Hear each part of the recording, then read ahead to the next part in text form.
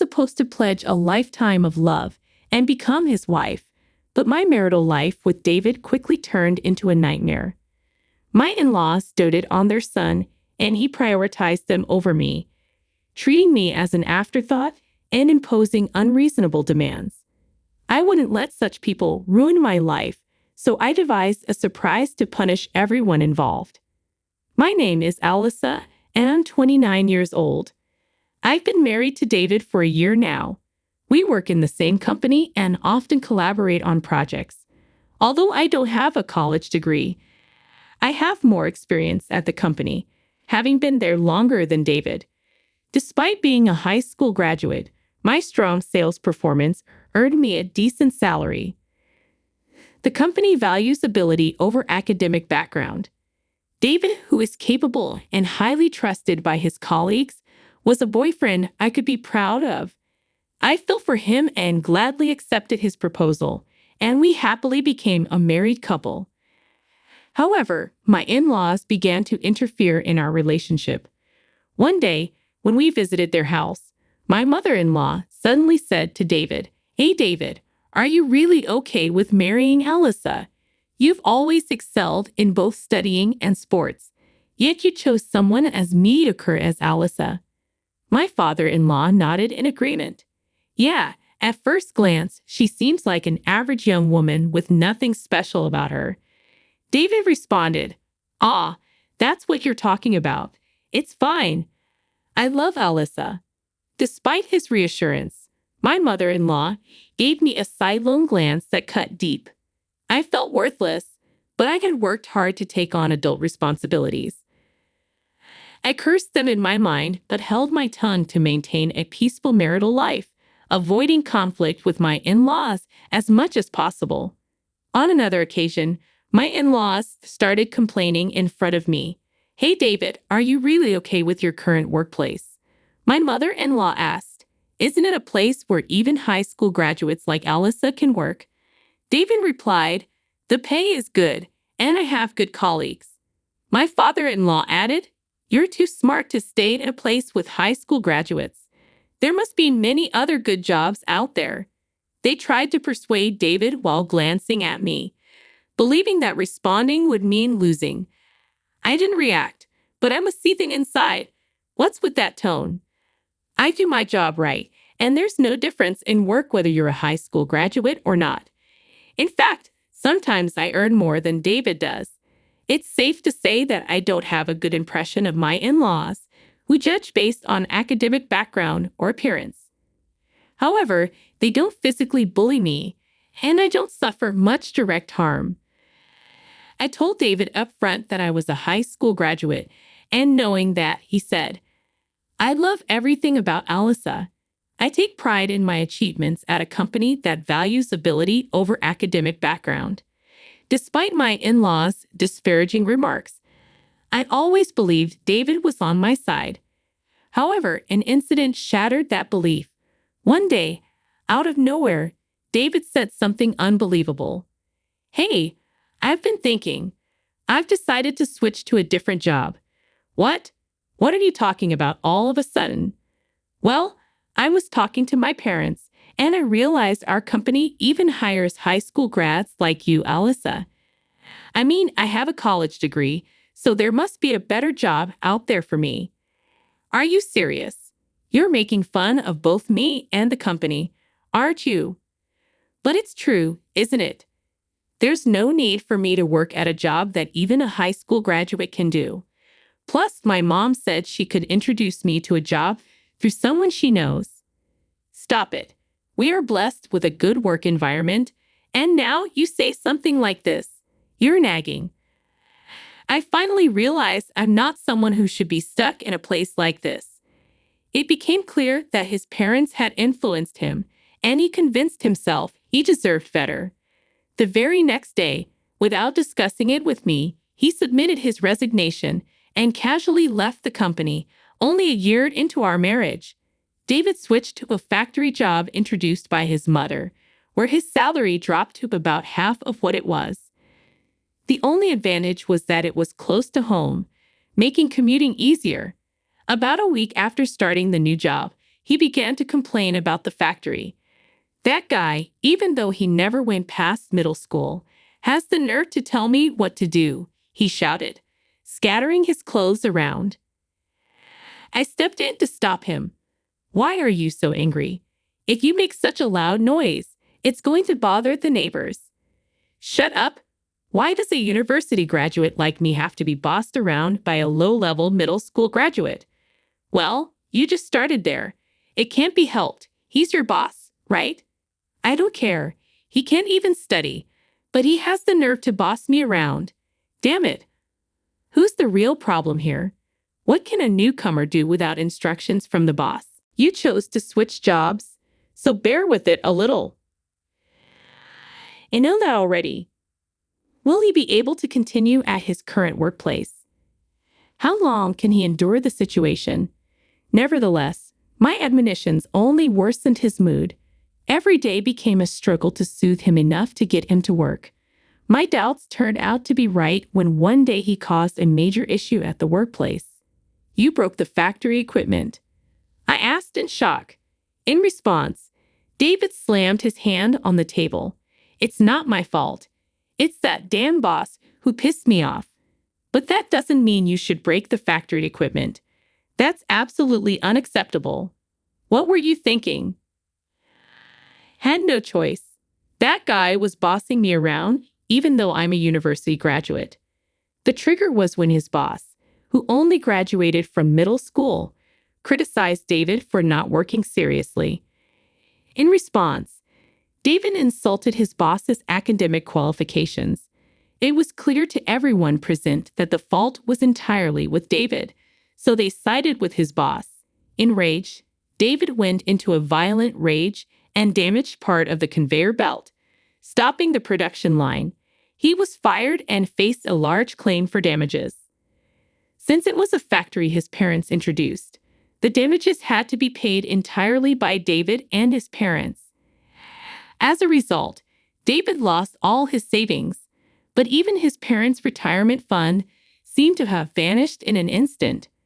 My parents are struggling right now, but they're moving into this apartment next week, David said, leaving me gasping in surprise.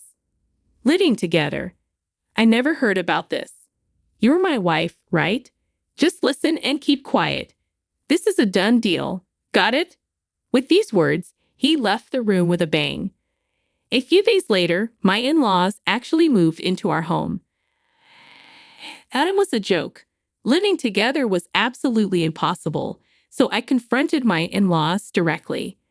Father-in-law, mother-in-law, living together is a problem. Shut up. It's your fault our son couldn't make it at the factory, my father-in-law snapped. That's right. It's because you neglected David's mental care, isn't it? My mother-in-law chimed in. Wait a minute. How is this my fault? Can't you shut up? Our life is a mess because of you, my father-in-law retorted. That's right. If you had done things right, this wouldn't have happened. It's all your fault, so living together is natural, right? Huh? What kind of logic is that? Living together is impossible. Shut up. Our home was rented, and we've already terminated the lease. There's nowhere else to go, they insisted. That's right, we have nowhere else to go other than here. Despite moving in without permission, my in-laws had a lot to say. Even David began to insult me, egged on by his parents. Hey, Alyssa, I married you. You should be happy to be married to someone as excellent as me, shouldn't you? Forget about that. Can't you start looking for a job soon? It's hard on the household finances now that we're living together. What did you say? You're cheeky for a wife. Supporting your husband is a wife's duty, and supporting your husband's family is also a wife's duty, right? I was getting sick of David, who spouted nonsense as if it made sense. Moreover, neither he nor my in-laws helped with the household chores at all. I had a job too, so I couldn't make elaborate meals, and the cleaning inevitably got neglected. No matter what they said, I maintained a cool attitude. It's hard on the household finances. If they're not happy with it, they, who caused the situation, should do it, I told them. I kept this attitude for several days until one day, David finally vented his frustration. Hey, what's with your attitude? You're lacking respect for me and my parents. Enough already. I work every day and do all the housework on top of that. You don't help at all, but you complain a lot. What's with that tone of voice? You don't seem to understand your place, do you? With that, David shoved divorce papers in my face. He had even kindly signed them. What is this? Can't you see? It's a divorce paper. Even a high school graduate can understand that, right? Are you serious? Of course. If you have complaints about me and my parents, then we're getting a divorce. Staring at the divorce papers, David spoke with a triumphant look. Let me tell you, even if you throw it away, it's useless. I have more prepared, understand? If you don't want to be divorced, listen to what I say, you stupid high school graduate wife. In that moment, my rage burst forth. I couldn't stand to be with these people anymore. Since he went to the trouble of preparing it, I'd put it to good use. Clutching the divorce papers, I began to plot my revenge. First, I recorded the numerous insults from David and my in-laws on a voice recorder. When my belongings were deliberately broken, I made sure to document that as evidence. By this time, David had started working odd jobs, but none of them lasted even a week. It was as if he had given up on our family. One day, as soon as David came home, he said, "Oh man, I quit this job too because it was too boring." Huh? Again, you have no right to complain to me. Right, Dad? Mom? My in-laws just nodded with smiles. This was a usual occurrence, but on this day, my father-in-law delivered the final blow. Speaking of which, I've quit too, David's father announced. What? Father-in-law? What are you talking about? That's what I'm saying. I've quit my job. I'm planning to live off you, Alyssa. Wait, what? You see, my son is too brilliant and prideful to work under those who only graduated middle or high school. We're counting on you, Alyssa, a high school graduate, to work hard. Yeah, let's count on our lowly educated Alyssa to work hard, right, dear? My mother-in-law added. What were they even saying? They intended to live off not their son, but their daughter-in-law. I couldn't stand it any longer.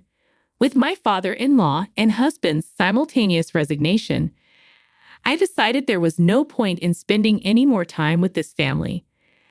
I finally put all my plans into action.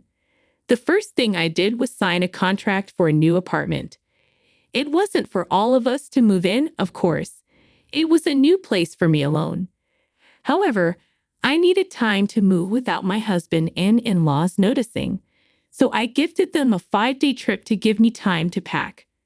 Upon receiving the trip ticket, my mother-in-law was thrilled. A trip? Oh, Alyssa, you do have a knack for these things every once in a while. I owe a lot to you all. Are you sure, Alyssa? You can come with us if you like, my mother-in-law offered. No, I have work. Please enjoy yourselves without any interruptions. Really? Well then, we'll take you up on your offer and have a blast. When the three left for the trip in high spirits, I carried out my planned move. During this time, I shipped my husband and in-laws' belongings to a weekly apartment I had booked and canceled the lease on our current apartment. Of course, I bore all these expenses. It was a painful outlay, but I decided to consider it a necessary expense for my revenge. A few days later, my husband, who had just returned from the trip, called me. Hey, what the hell is going on? I can't unlock the door. With a smirk at the sound of my husband's frantic voice, I calmly responded, I suppose I've already canceled that apartment. What? Canceled? What are you talking about? Explain properly. For now, I've stored all our belongings in a weekly apartment nearby. Feel free to do as you wish from there. What? What does that mean? You're always doing as you please.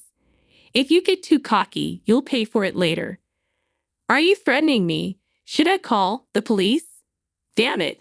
My husband cursed. How dare you, my foolish wife? I dropped a bombshell. Oh, I'm not your wife anymore. What? Such a selfish act. You think it's acceptable. Taking a deep breath, I spat out, sorry, but I don't need your permission. You've made fun of me for being a high school graduate long enough, and now you've quit your jobs to become dependent. I'm done with you. Enjoy your family life without me. Hey, you must be kidding. I didn't really mean to divorce. Why should I listen to you at this point? We're strangers now. I don't care what happens to you at all. Please wait. You've enjoyed looking down on people, haven't you? I can easily imagine your struggles, and it makes me laugh. Go as low as you can with your family, you trash. I said and promptly hung up the phone. After that, David kept badgering me with phone calls, but I ignored them all. Later, David and my in-laws caused a ruckus at the entrance of the apartment building, dramatically damaging part of the mailbox, which ended up becoming a police matter. Apparently, they were taken away as is. Ultimately, they were asked to pay for the damages to the mailbox, adding to their debts. Truly, they are a hopeless family. The lease for the weekly apartment where I had set their things was about to expire. Since they did not know my new address, they couldn't rely on me. I couldn't help but wonder how David, who quit his job at the same time as his father, and his stay-at-home mother were going to survive from here on out. To make matters worse, my in-laws had even canceled the lease of their rented family home. I could almost see them sinking into a bottomless swamp. I couldn't help but admire my well-executed plan. I don't know how they're going to survive from here on out, and frankly, I don't care. But it's clear their future isn't bright. They brought this upon themselves. On the other hand, I am living carefree in my new home alone. Being able to spend my time leisurely without anyone bothering me is the ultimate bliss. For the time being, I don't think I'll be living with anyone else. From now on, I plan to thoroughly enjoy my time free of any worry.